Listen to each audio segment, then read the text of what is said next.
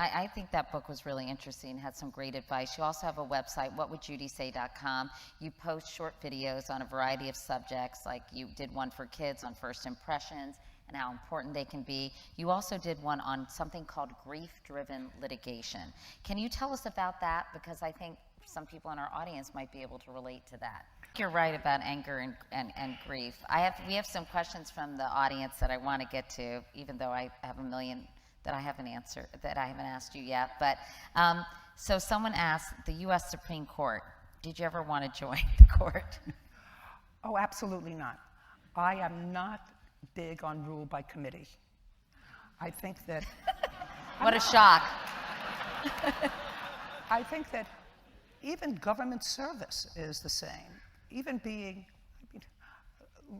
look at our poor president. You know, he really thought it was going to be such a piece of cake. He was in office for 3 years. He's white. He looks like he's aged 25 years. And he said, why did I want this so badly? I know that in your spare time, you're also a very successful author with some very funny books out with funny names, some of which we saw in that little tape. But you have a new book out. Actually, I talked to Judy about this book on my show, What Would Judy Say? A Grown-Up Guide to Living Together with Benefits. Anything I need to know about that?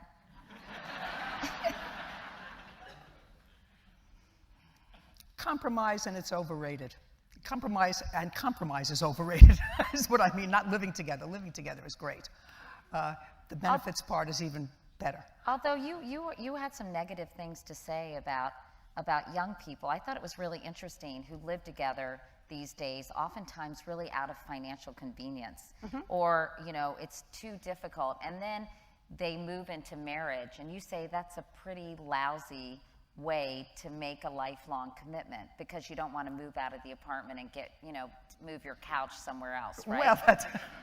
But you were saying how a lot of kids today, you feel, get themselves entangled in those situations. Well, they get themselves into entangled. That year. You remember? There you go. I am so sorry. Sorry, I forgive you. Sorry. I forgive you. And I have to say, we did not deserve it.